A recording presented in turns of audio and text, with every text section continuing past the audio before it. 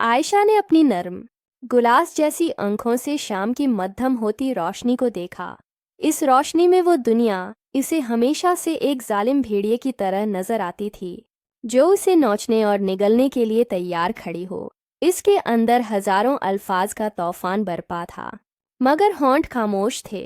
7 साल की उम्र में एक जानलेवा बुखार और दवा के गलत रद्द अमल ने इसके गुयाई के तार तोड़ दिए थे, और वो एक दमकता हेरा होते हुए भी कुदरत की नज़र में एक बेज़बान और मासूम गड़िया बनकर रह गई थी।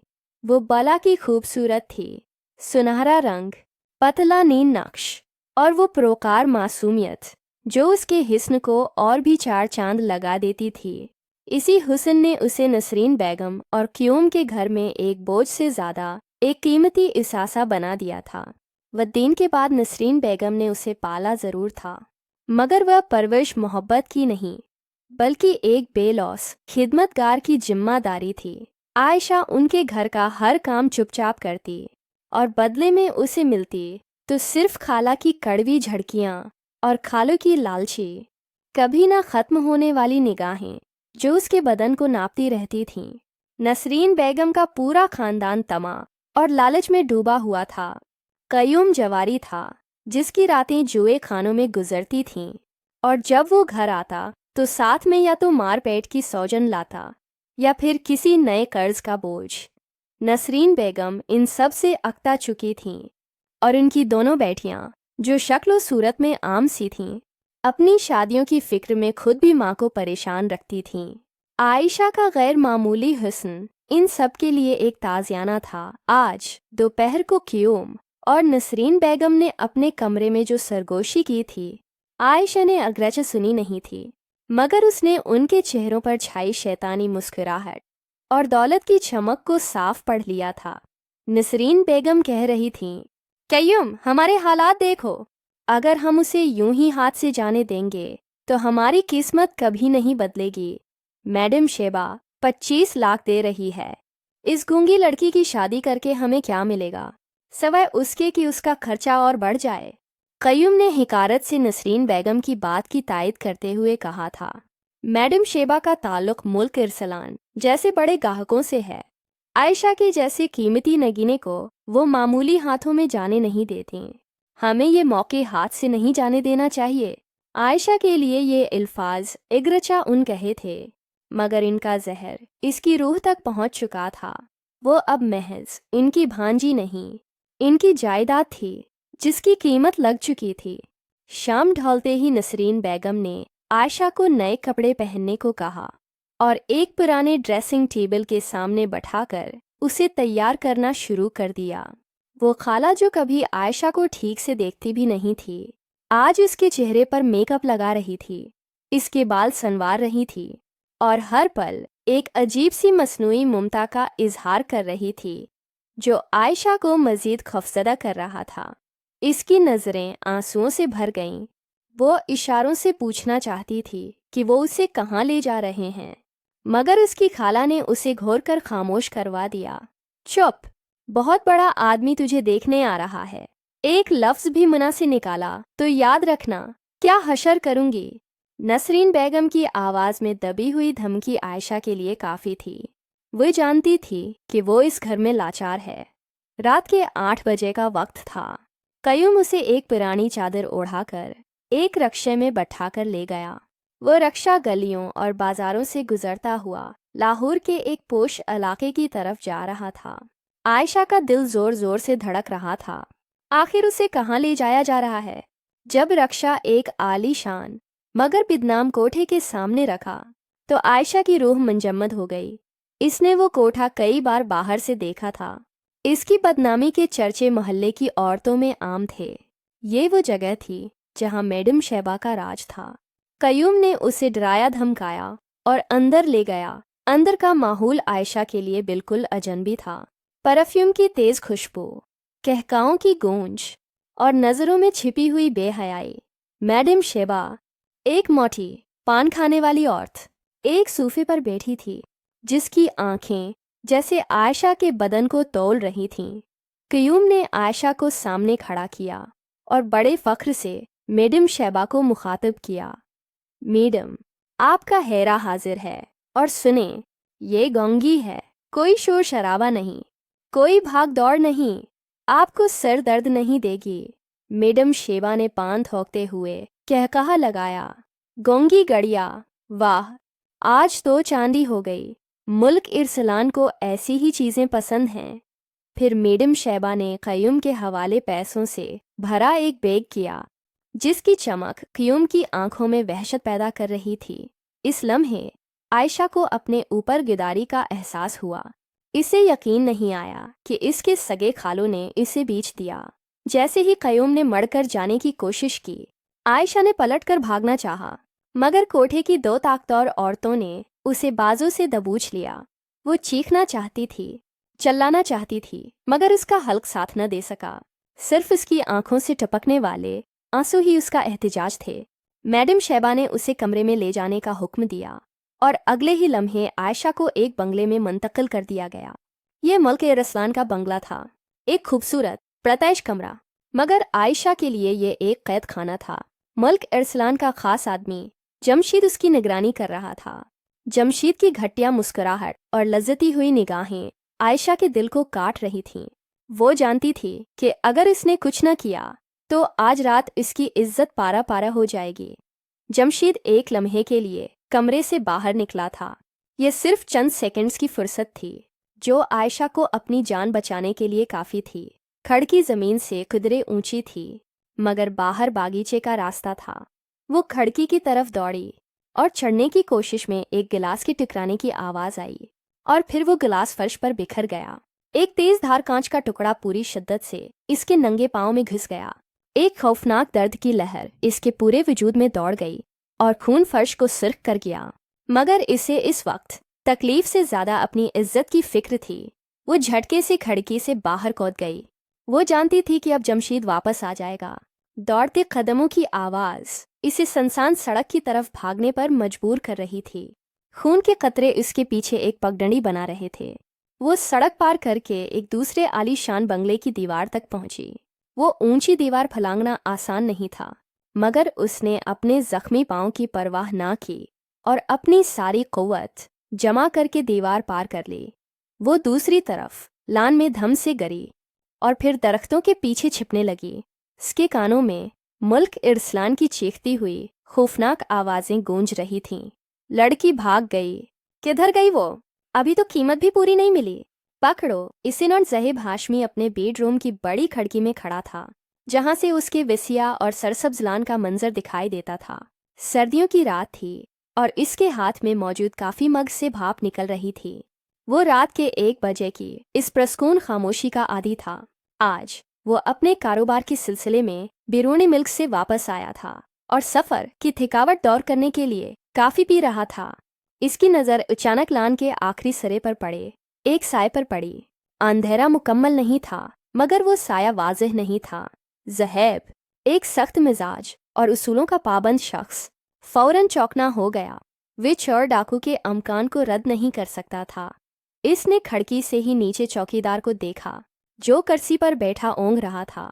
गुस्से में इसने नीचे जाने का फैसला किया और खुद ही लान में पहुंच गया। वहां खामोशी थी, मगर एक अजीब सी सिरसराहट इसे किसी की मौजूदगी का यकीन दिला रही थी। जैसे ही वे दरख्तों के झंड के करीब पहुंचा, इसकी नज़र जगह जगह लगे हुए खून के कतरों पर पड़ी, जो इसके कीमती लान को दागदार कर रहे थे। वो हैरान होकर चारों तरफ देखने लगा। तभी उसकी नज़र दरख्त के पीछे छिपी नाजिक कमज़ोर सी लड़की पर पड़ी। वो सफ़ेद लिबास में थी और डरी हुई हरनी की तरह बैठी थी। आयशा ने आंखें फाड़कर ज़हैब को देखा। इसके चेहरे पर खौफ वाज़ेह था, जिसने उसके हिस्न को और भी उजागर कर दिया था। ऐ लड़की, कौन हो तुम? किसकी इजाज़त से मेरे घर में आई हो? ज़हैब की बुलंद और बारौब आवाज़ ने आयशा को सहम कर खड़ा कर दिया। चोरी करने आई हो इस घर में? वो उसे शक की निगाह से देख रहा था। आयशा ने फौरन ही नफ़ी में सिर हिलाया। वो कुछ बोल नहीं सकती थी, इसलिए इसने हाथ जोड़कर मन्नत की। झूठ बोल रही हो, चलो बाहर आओ। ज़हैब ने हुक्माना अंदाज अपनाया। अब वो कांपता वजूद लिए इसके सामने खड़ी थी। ज़हैब ने उससे मुश्कुक निगाहों से देखते हुए पूछा, सच बताओ, क्या इरादा था? क्यों छिपी हुई थी यहाँ? इसी लम्हे ज़हैब की नज़र इसके नंगे पाँव पर पड़ी। इसका पूरा पाँव खून से सर्ख था और वे बुरी तरह लंगड़ा कर खड़ी थी। दर्द और खौफ इसके चेहरे पर अय्यां था। बताओ जल्दी, खामोश क्यों हो? ज़हैब उसकी खामोशी पर झंझला रहा था। आयशा की स्याह आंखों में आंसू भर आए थे। वो खुदा से दुआ कर रही थी कि वो ज़हैब को कैसे बताए कि वो बोल नहीं सकती। वो लब काटने लगी और रूहानसी होकर अपने गले की तरफ इशारा किया, जैसे बता रही हो कि वो गवयाई से महरूम है।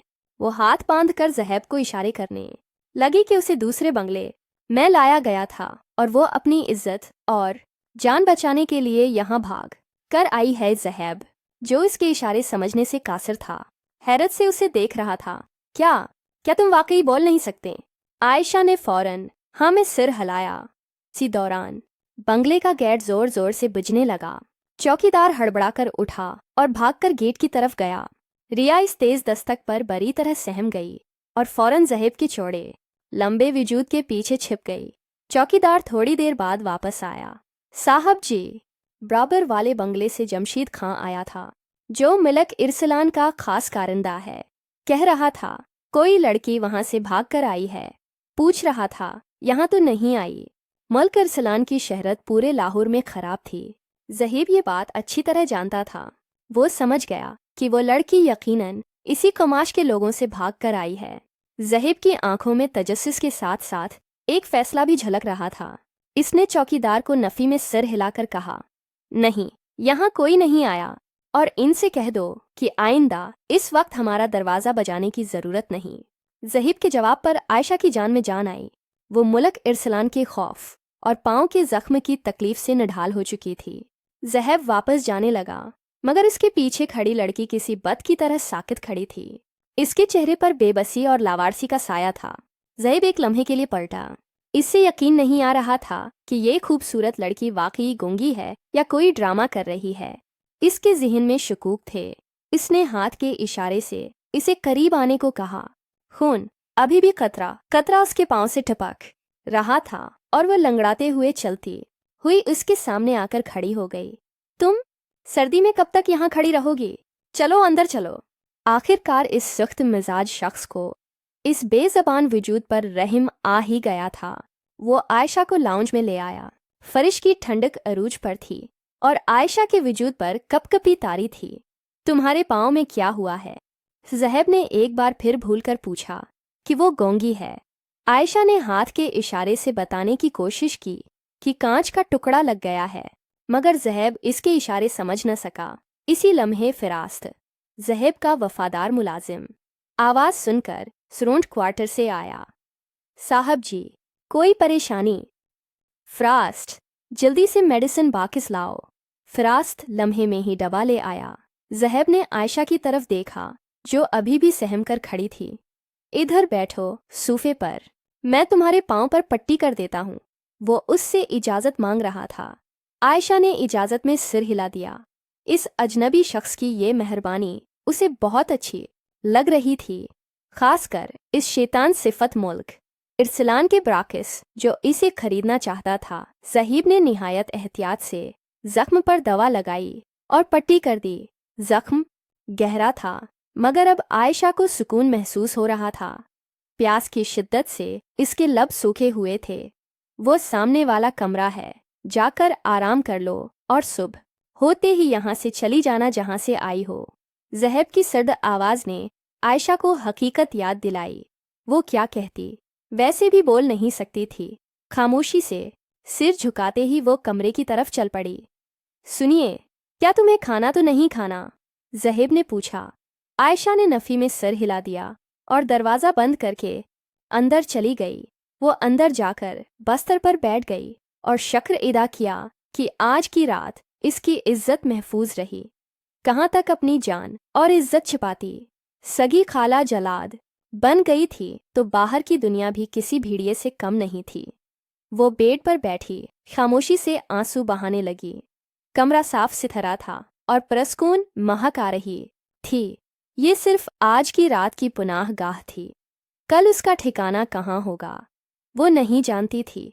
वो बेज़बान थी, मगर बिला की खूबसूरत, जैसे सिंगमरमर का मुजस्समा, इतनी मुकम्मल तख्लीक में एक खामी, इसका गूंगापन देखने वाले की नीयत बदल देता था। इसे याद आया कि कैसे खाला खालू ने उसे बेचा था।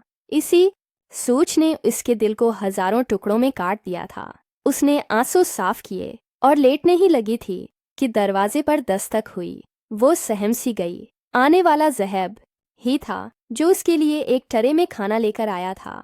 यहाँ एक रात की मेहमान हो तो सोचा तुम्हारी खातिर तवाज़ो कर दूं। मुझे लगता है कि तुम भूखी हो, वो संजीदगी से कह रहा था। आयशा सीधी होकर बैठ गई। तुम सच में बोल नहीं सकती या फिर कोई ड्रामा कर रही हो ताकि तुम्हें कुछ बताना ना पड़े और न मैं तुमसे कुछ पूछूं। ज़हब की आंखों में अब भी शक था। आयशा ने अपने गले पर हाथ रखा और आंखों में आंसू लिए इशारे से बताया कि वे सच कह रही है कि वो बोल नहीं सकती। अच्छा, खाना खाओ, लेकिन मुझे एक बात बताओ, क्या तुम मुल्क इरसलान के बंगले से भागकर यहाँ आई हो? आयशा थोड़ी देर खामोश रही, फिर इस बात में सिर हिला दिया। वो इसे कैसे पूरी कहानी बताती, वो बोल नहीं सकती थी, जबकि ज़हब के अंदाज में शदीद तजस्सुस था। ज़हब हाशमी इस शानदार बंगले का अकेला मालिक था, करोड़ों का बिजनेस, मगर इसकी जिंदगी में औरत की कोई जगह नहीं थी।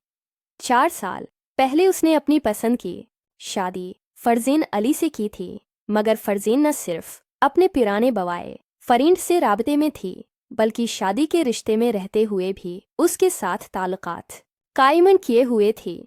जब फिरासत ने बड़ी मुश्किल से ये बात ज़हब को बताई और उसने खुद अपनी आंखों से ये सब देखा, तो इसने एक लम्हा भी न लगाया और फरजीन को तलाक दे दी। इसके बाद इसने तय कर लिया था कि वो कभी किसी औरत को अपनी जिंदगी में जगह नहीं देगा। लेकिन ये लड़की, ज़हब ने सामने बैठी आयशा को देखा जो उसे दिलचस्पी से देख रही थी। वो जानना चाहता था कि मुल्क इरसलान से इसका क्या ताल्लुक था। चादर और दूपटे से बेनियाज वजूद, नंगे पांव भागना और इस पर मुल्क इरसलान के कारंदे का उसे तलाश करते हुए आना। कोई बात तो थी, क्या तुम्हें लिखना पढ़ना आता है? ज़हब की सुई आखिरकार इसी बात पर उठकी। आयशा ने हाँ मैं सिर हिला दिया। ज़हब को फौरन ही एक ख्याल आया। अच्छा, मुझे बताओ, तुम इस दरंदे जैसे इंसान के हाथ कैसे लगें? ये सवाल सुनते ही आयशा ने रोना शुरू कर दिया। वो हचकियों से रो रही थी। इस बेज़बान लड़की को यूं रोते देखकर ज़हब खुद अंदर से घबरा गया। वो फौरन उठकर बाहर जाने लगा। अच्छा, ठीक है, मैं तुमसे कुछ नहीं पूछूंगा। प्लीज़ तुम खाना खाओ, मैं बाहर जा रहा हूँ। ज़हब के जाते ही आयशा ने अपने आंसू साफ किए। इसे अपने जख्म पर इतनी तकलीफ नहीं हुई थी जितना अपने माजी को सोचकर इसका दिल कट रहा था। थोड़ा सा खाना खाने के बाद इसकी नज़र साइड टेबल पर पड़ी। वहाँ एक डायरी और एक पेन पड़ा था। आयशा के अंदर हजारों अल्फाज जमा थे, वो जो अपने होंठों से अदा नहीं कर सकती थी। इसने कलम का सहारा लेने का फैसला किया। इसने इस डायरी पर ज़हब हाशमी के लिए अपनी ज़िंदगी की सारी कहानी तहरीर करना शुरू कर दी, ताकि वो जान सके कि वो चोर नहीं बल्कि अपने ही अपनों की शिकार है। रात भर आयशा ने डायरी पर अपने दिल के सारे बोझ हल्के कर दिए थे। हर जुमला इसके आंसुओं से भीगा हुआ था, मगर उसने तमाम हक़ाइक़ को बड़ी तफसील और सच्चाई के साथ कलम बंद कर दिया। इसने लिखा कि कैसे उसकी खाला नसरीन बेगम की आंखों में दौलत की हौस जाग उठी, कैसे उसके खालो क़यूम ने उसे एक माल की तरह मैडम शैबा के हाथों बेचा, और फिर कैसे उसने मुल्क इरसलान के चंगल से अपनी इज्जत बचाकर भागने की कोशिश की। डायरी के आखिरी सफ़े पर इसने ज़हब हाशमी के लिए एक इल्तजा लिखी थी। आप मेरी खाला खालू से मेरी हिफाजत करें, मुझे किसी ऐसी जगह पहुंचा दें जहां मेरी इज्जत महफूज हो। मैं बोल नहीं सकती, मगर मैं इंसान हूँ, मेरे अंदर भी एहसासात हैं। मुझे किसी दारालामान या यतीम खाने में छोड़ दें जो मेरे लिए महफूज हो। मैं सारी ज़िंदगी आपके एहसानमंद रहूँगी। खुदा के लिए मेरी मदद करें। सुबह हुई तो ज़हब अपने ऑफिस जाने की तैयारी कर रहा था। नाश्ते की मेज़ पर जब वह जाने लगा तो फरासत ने उसकी तरफ देखकर पूछा, साहब जी, इस लड़की का क्या करना है? ज़हब को एक लम्हे के लिए याद आया कि वो लड़की अभी भी मेहमान खाने में मौजूद है। हाँ, उसे नाश्ता दे दीजिएगा। शाम को तैयार रहना, मैं तुम्हें किसी दारालामान या यतीम खाने में छोड़ दूंगा। वह इशारे से आयशा को समझाने की कोशिश कर रहा था। आयशा ने ज़हैब की बात पर सिर हिलाया। वो गूंगी जरूर थी मगर बेहरी नहीं थी। ज़हैब के ऑफिस जाने के बाद आयशा सारा दिन कमरे में बंद रही। फरासत ने नाश्ते की ट्राली अंदर सुरका दी थी और वो इस पर एक लम्हा भी शक नहीं कर सकता था। आयशा चुपचाप नाश्ता करती रही मगर इसकी आंखों से मुसलसल आंसू बह रहे थे। इसने अपना सारा राज इस डायरी में लिख दिया था, लेकिन ज़हैब उसे पढ़ने में कोई दिलचस्पी नहीं रखता था।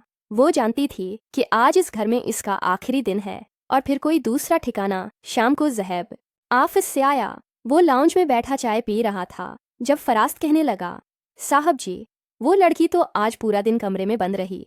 ज़हैब चौंका।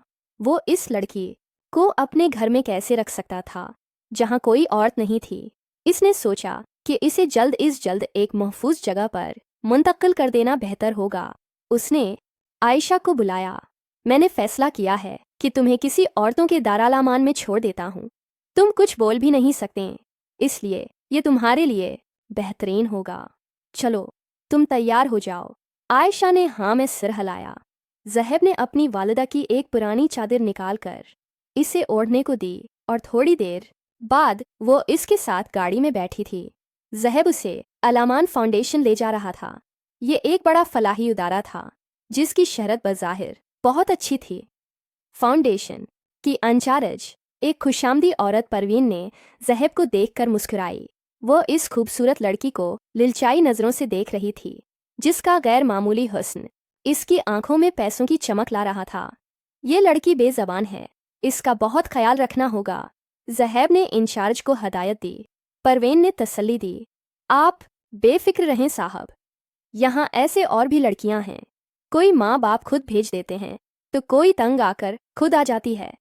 हम उसका पूरा ख्याल रखेंगे। ज़हैब को इंचार्ज की आंखें कुछ ठीक नहीं लग रही थीं मगर उसके पास कोई और हल नहीं था। आयशा ने खौफजदा नज़रों से पलटकर ज़हैब को देखा, फिर अपनी नज़रें झुका लें। वो बिल्कुल एक छोटी बच्ची की तरह लग रही थी जो किसी भूल भलिया में भटक गई हो। ज़हैब घर की राह लेता हुआ ड्राइविंग करने लगा। दिल अभी भी उसका मुतमईन नहीं था मगर इसे यकीन था कि फाउंडेशन में औरतें महफूज रहती हैं। ज़हैब के जाने के बाद आयशा को फाउंडेशन के हाल में लाया गया। वहां मौजूद दूसरी औरतें उसे अजीब नज़रों से देख रही थीं। परवीन ने सख्ती से तमाम औरतों को वार्निंग दी कि ये लड़की गूंगी है और उसे किसी से बात नहीं करनी चाहिए। रात के वक्त जब परवीन आयशा के कमरे की निगरानी से दौर हुई तो एक इधेड़ उम्र की खातून ज़बेदा इसके करीब आई। ज़बेदा एक थकी हारी परेशान हाल औरत थी। तुम बहुत ही खूबसूरत और कम उम्र हो, कौन छोड़ के गया है तुम्हें यहाँ? वो सरगोशी में कह रही थी। फिर उसे याद आया, आवा, मैं तो भूल गई, तुम तो बात नहीं कर सकती, क्या तुम मेरी बात सुन सकती हो? आयशा ने हाँ में सिर हिलाया। बैठा, तुम मुझे बहुत ही मासूम लग रही हो, यहाँ से भाग जाओ, तुम्हारी भलाई के लिए कह रही हूँ। ये इलामान फाउंडेशन नहीं, ये एक जाल है। ये औरतें इंसान नहीं, भेड़िए हैं। जो भी जवान और खूबसूरत लड़की यहाँ आती है सबसे पहले इसे मालिक का बस्तर गर्म करना पड़ता है। ये लोग इज्जतें बेचते हैं, ये सब ढोंग है। ज़बेदा की बातों से आयशा की आंखें हैरत और खौफ से फटी रह गईं। वो एक शकंजे से निकलकर दूसरे शकंजे में फंस चुकी थी। वो फूट फूट कर रोने लगी मगर ज़बैदा ने उसे खामोश रहने का इशारा किया।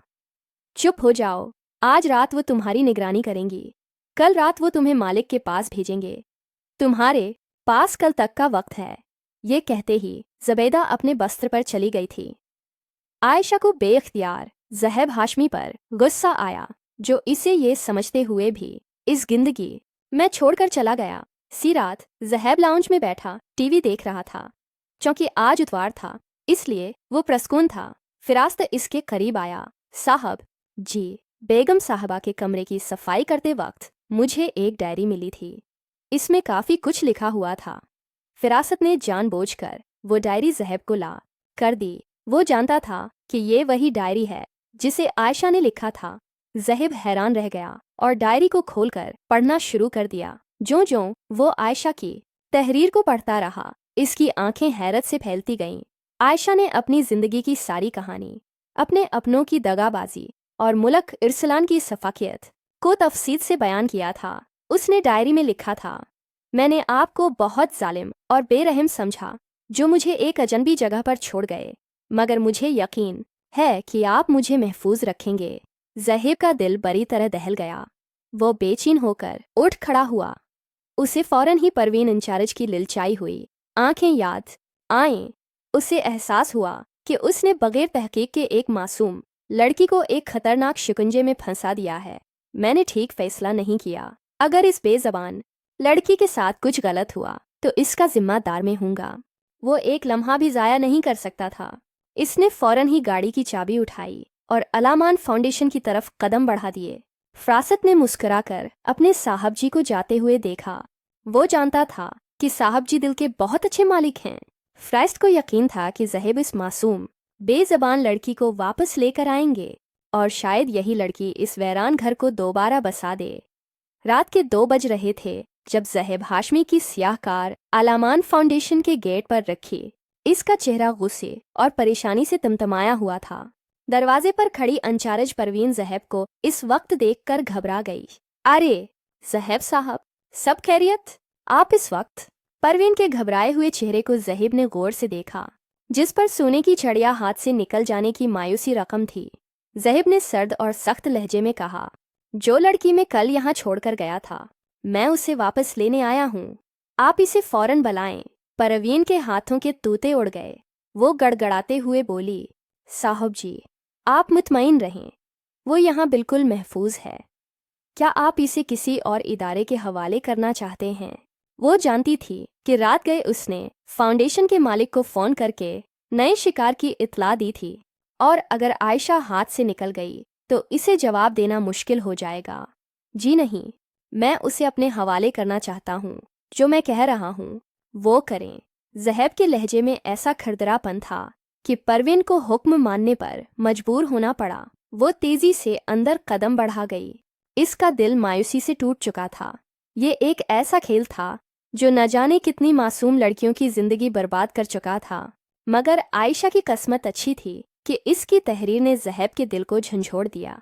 थोड़ी ही देर बाद आयशा सफ़ेद चादर में लपटी, खौफजदा आंखों से दरवाजे पर खड़ी थी। वो डर रही थी कि शायद इंचार्ज इसे मालिक के पास ले जा रही है, जिसके बारे में ज़बीदा ने खबरदार किया था। लेकिन सामने खड़े ज़हीब हाशमी को देखकर इसकी आंखों में हैरत की एक चमक आई, जैसे इसकी उनकही दुआ कबूल हो गई हो। वो हैरान थी, शुक्रिया अदा करना चाहती थी मगर खामोश थी। ज़हीब ने उसे अपनी गाड़ी में बैठाया और वापस घर की राह ली। आयशा खौफजदा सी इधर उधर देख रही थी, मगर ज़हीब की गहरी और इत्मीनान बख्श नज़रें इसके वजूद पर पड़ी थीं। मैंने तुम्हारे बारे में सब जान लिया है आयशा। वो तहरीर जो तुमने डायरी में लिखी थी मैंने पढ़ ली है।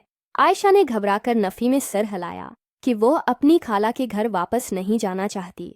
वो हाथ के इशारे से कह रही थी कि वहाँ उसकी जान को खतरा है। ज़हीब ने गाड़ी रोक दी और अपनी गहरी स्याह आंखों से उसे देखा। इसके लहजे में कोई शहवत या जज्बात नहीं, बल्कि एक फ़िक्र और प्रोटेक्शन का एहसास था। अगर मैं तुमसे निकाह कर लूँ तो तुम्हें कोई एतराज़ तो नहीं? ये सवाल सुनकर आयशा के वजूद में एक सनसनी दौड़ गई। इसकी आंखों में हैरत के साथ साथ एक उम्मीद भी जाग उठी। वो कुछ न कह सकी थी, न हाँ में गर्दन हिला सकी, न नफ़ी में। इसका मतलब है कि तुम्हें ये बात मंजूर नहीं। शायद मैं भी प्यार के काबिल नहीं रहा। ज़हीब के लहजे में दुख था। आयशा ने फौरन ज़ोर ज़ोर से नफ़ी में सिर हिलाया, फिर हाथ के इशारे से उल्तजा करते हुए कहने लगी कि इसे ज़हीब की बात पर कोई एतराज़ नहीं है। इसे एक महफूज घर चाहिए जो ज़हीब के साथ इसे मिल जाएगा। इसकी आंखों की नमी बता रही थी कि वो न सिर्फ निकाह के लिए तैयार है, बल्कि इसे इस फैसले पर सुकून महसूस हो रहा है। ये सुनकर ज़हीब के चेहरे पर एक हल्की सी मुस्कुराहट आई। इसका मतलब है कि तुम्हें मेरा साथ कबूल है। आयशा शर्मा गई। इकरार करते हुए झिझक महसूस हो रही थी। ज़हीब ने उसका हाथ थामा जो सर्द था, मगर शर्म व हया से कांप रहा था। अब तुम हमेशा इस घर में रहोगी, मेरी शरीक हयात बनकर, क्योंकि बाहर की दुनिया तुम जैसी मासूम اور بے زبان لڑکیوں کو نوچ کھائے گی۔ میں تمہیں یہاں اپنے پاس رکھوں گا، دنیا کی نظروں سے بچا کر۔ منظور ہے تمہیں؟ زہیب نے اس کی آنکھوں میں دیکھا اور عائشہ نے اس بات میں سر ہلا دیا۔ اگلے ہی روز زہیب نے جلد نکاح کا بندوبست کیا۔ فراست نے اس سادہ سی تقریب کا سارا انتظام کر دیا تھا۔ نکاح کی تقریب میں فراست، اس کا خاندان اور ایک دو قریبی احباب شریک تھے، اور عائشہ سادگی میں بھی اتنی حسین لگ رہی تھی کہ زہیب اسے دیکھتا ہی رہ گیا۔ نکاح کا جوڑا بھی زہیب خود اپنی پسند سے لے کر آیا تھا۔ وہ شرمائی ہوئی مگر پرسکون تھی۔ نتاشا کے بعد اس کا عورتوں سے دل لگتا گیا تھا، مگر یہ لڑکی سب سے الگ تھی۔ اس کے معصوم چہرے پر کوئی بناوٹ، کوئی چالاکی نہیں تھی۔ اس کے پہلو میں بیٹھی عائشہ خود کو کتنا محفوظ سمجھ رہی تھی۔ وہ بار بار دل ہی دل میں خدا کا شکر ادا کر رہی تھی جس نے اسے سبتین خانزادہ جیسے نیک اور سچے انسان کا ساتھ دے کر اس کی زندگی آسان کر دی تھی۔ نکاح ہوا اور مہمان کھانا کھا کر چلے گئے۔ وہ اس کے کمرے میں بیٹھی گھبرا رہی تھی۔ سفید ہاتھوں میں لال چوڑیاں سجی تھیں۔ زہیب نے اسے دلچسپی سے دیکھتے ہوئے کہا، دیکھو، مجھے تمہاری زبان تو نہیں آتی، مگر میں بہت جلد تمہیں سمجھنے لگ جاؤں گا۔ اس نے عائشہ کو خود سے قریب کیا۔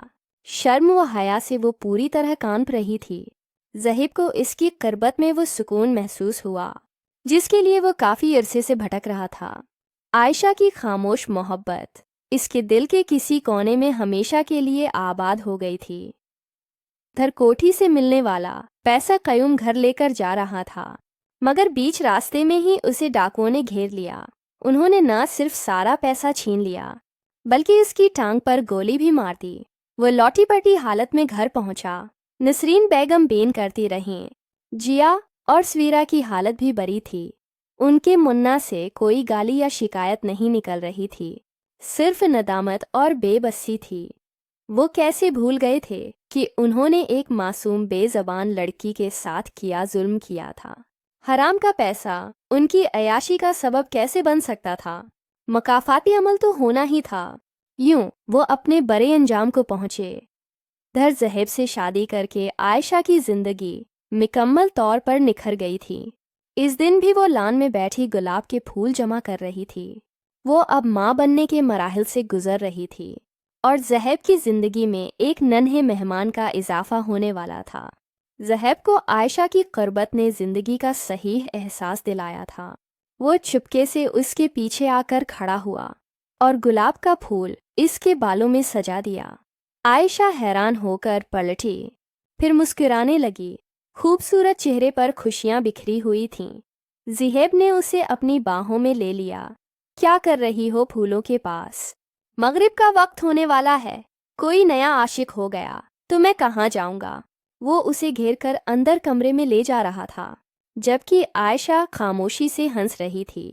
اس کی ہنسی بہت ہی خوبصورت اور زندگی سے بھرپور تھی۔ خدا نے یہ جوڑا تخلیق کر کے ان دونوں کی زندگیوں کو حسین بنا دیا تھا، جہاں دل کی باتیں کرنے کے لیے الفاظ کی ضرورت نہیں تھی۔